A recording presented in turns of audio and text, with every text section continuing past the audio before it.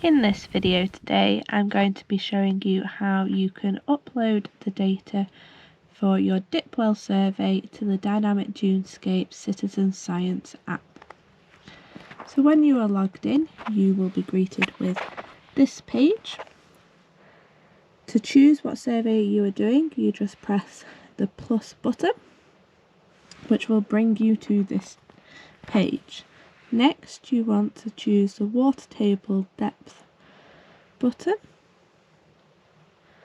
which will bring you to this page. It automatically says who the surveyor is from my account. It automatically says the date, but if you want to change this, you can click on it and change the date if you did it at a different day. Go back. There is a page for you to put any comments on if you want. This might be particularly useful in winter if the dip wells are flooded and you're unable to reach the dip well. Next, you want to click location.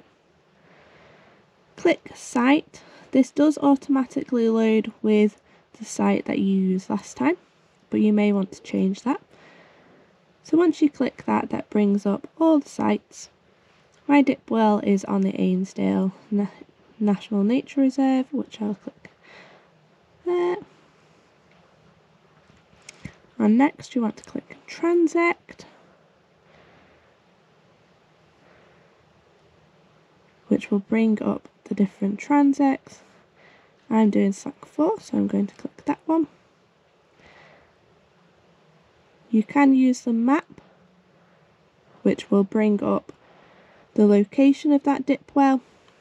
You can also click this button in the top right corner, which will give you your position, which will help you find the location. So it will bring up the dip wells. I'm going to click dip well 1. There will be a photo at the top of the page showing you what your dip well looks like. Again, there's a comment that you can write, but you want to click on the water depth.